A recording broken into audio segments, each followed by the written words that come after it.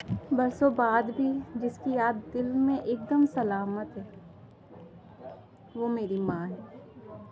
बरसों बाद भी जिसके होने का एहसास आज भी है, उतना ही जितना वो थे, वो मेरा बाप है।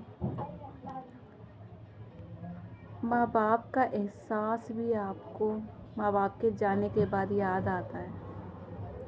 माँ बाप की खांसी भी जाने के बाद याद आती है। माँ बाप का पुकारना भी याद आता है। माँ बाप का मुस्कुराना भी याद आता है। माँ बाप के साथ बैठना भी याद आता है। माँ बाप के साथ खाना खाना भी याद आता है। माँ बाप का घर में आना और वो आहट जब माँ बाप आते हैं वो भी याद आती है। माँ बाप का हमसे प्यार से बोलना याद आता है।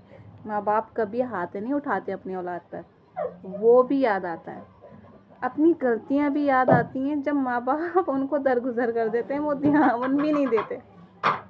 वो चीज़ याद आती है जब हम 1000 गलतियाँ इतनी बदतमीज़ी अपने माँ बाप से कर दिया करते थे और उनसे एक अम्मी माफ़ कर दो, अम्मी बाबू माफ़ कर दो, वो दूसरे ही पल माफ़ हो गई गलतियाँ इतनी बड़ी बड़ी जो कभी सोचा भी नहीं था। हिम्मत भी नहीं होती थी कि माँ बाप से माफ़ी मांग लेंगे तो ठीक हो जाएगी। ठीक होगी भी पता नहीं होगी, वो माफ़ी नहीं करेंगे, हमेशा हमें डांटेंगे, ये करेंगे, ताने मारेंगे। लेकिन वो भी पल याद आते हैं जब इतनी बड़ी बड़ी गलतियाँ कर दो, माँ बाप से कह दो माफ़ कर दो, वो भूल जाते थे, भूल गए। माँ बाप का वो भी याद आता है जब वो साथ में खाना खाते थे, वो प्लेट याद आती है। बहुत कीमती होती है वो प्लेट, संभाल के रखना अपने माँ बाप की प्लेट जिसमें वो खाना खाते हैं, चाहे वो टूटी प्लेट हो। वो भी याद आता है जब वो हमें कपड़े बनाते थे, कोई त्योहार आता था तो जिस मोहब्बत से हमारे लिए फ़िक्रमंद होते थे, वो भी याद आता है। माँ बाप जब हमारे बारे में कुछ सोचते थे, कुछ प्लानिंग करते थे, वो भी याद आता है। क्योंकि दुनिया में और कोई हमारे लिए प्लानिंग नहीं करता, चाहे अपने हस्बैंड हो या अपनी वाइफ हो या अपने बच्चे, हमारे लिए प्लानिंग नहीं करते, वो अपने बच्चों के लिए करते हैं। हमारे माँ बाप हमारे लिए करते हैं। वो वक्त याद आता है जिस वक्त माँ बाप होते हैं तो बहन भाइयों में कितना एका होता है, बहुत सारे बहन भाई होते हैं, कितना एका होता है, कितनी मोहब्बत होती है, कितना एक साथ जुड़ के रहते हैं। माँ बाप के चले जाने के बाद वो भाई बहन भी सब अलग हो जाते हैं, किस तरीके से अपने अपनी ज़िंदगियों में मशगूल हो जाते हैं, अपनी औलादों को इतनी तवज्जो देते हैं, माँ बाप की औलादों को भूल जाते हैं। वो वक्त भी याद आता है, वो माँ बाप याद आते हैं। माँ बाप का होना क्या है और माँ बाप का ना होना क्या है, ये भी याद आता है। कोई भी इंसान अपने माँ बाप को नहीं भूल सकता, चाहे कोई भी इंसान हो, वो मोहब्बत नहीं भूल सकता। चाहे शादी हो जाए तब भी नहीं भूल सकता, औलाद हो तब भी नहीं भूल सकता। और कुंवारे बच्चों के लिए माँ बाप का मरना ऐसा है जैसे उनके ख्वाबों का मर जाना, उनकी ज़िंदगी का मर जाना, उनकी ख्वाहिशों का मर जाना, और उनका कोई भी इंसान उनका ना होना। और यतीम बच्चों को दुनिया याद करा देती है कि दुनिया क्या है। अपने याद करा देते हैं कि पराई क्या है, क्योंकि परायों से नहीं सीखा जाता पराई क्या है, अपनों से ही सीखा जाता है पराई क्या है। अपने भी पराए हो जाते हैं जब माँ बाप नहीं होते हैं। माँ बाप हैं तो कदर कर लो, माँ बाप डांट रहे हैं तो डांट सुन लो, क्योंकि माँ बाप के बाद कोई डांटने वाला भी नहीं होता। वो डांटते हैं ताकि तुम कुछ समझ जाओ, अगर नहीं समझ रहे हो तो वो फिर डांटेंगे, चुप हो जाएंगे, फिर वो तुम्हारी ही बातों पे अमल करेंगे, कहेंगे चलो कोई बात नहीं, एक नालायक बच्चा भी सही मेरा लेकिन है तो मेरा। लेकिन दुनिया नहीं एक्सेप्ट करेगी कि तुम नालायक हो, तो तुम तो डूब मरो। उनके जाने के बाद समझ आता है कि दुनिया वाले क्या है, दुनिया क्या है। रोटी रोटी को तरस जाते हैं कुछ यतीम बच्चे।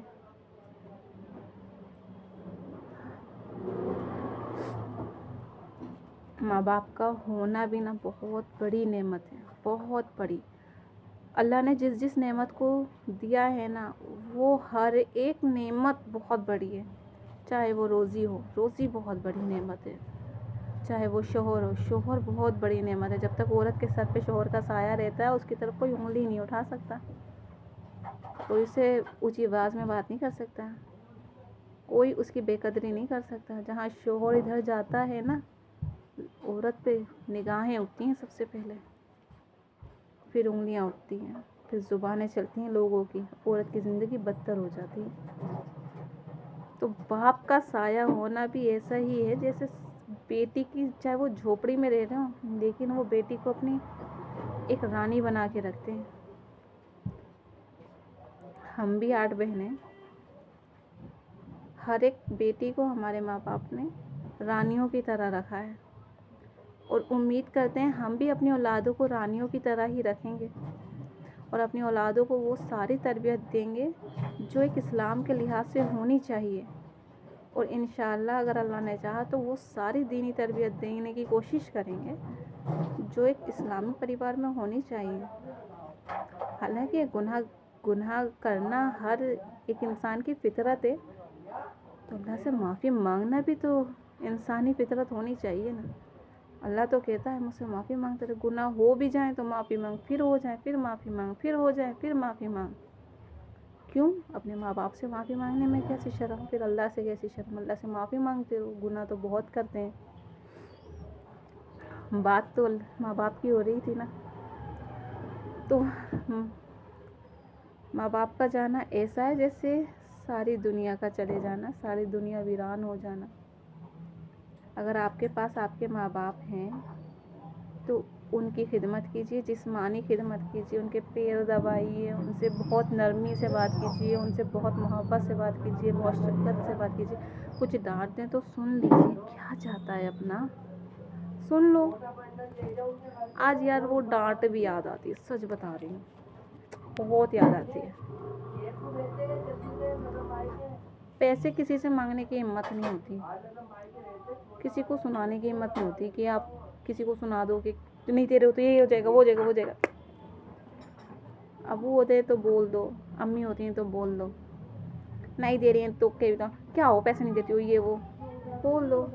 हक से, हक होता है उन पर, किसी और पर हक नहीं होता।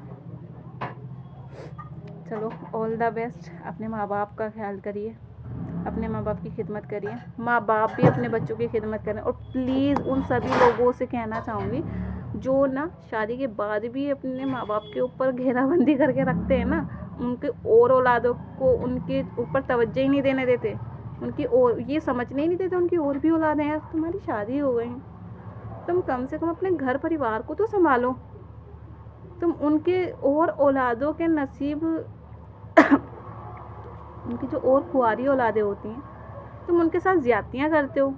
क्यों ज़्यादतियाँ करते हो? क्या उनका कोई हक नहीं अपने माँ बाप के साथ अकेले रहने का?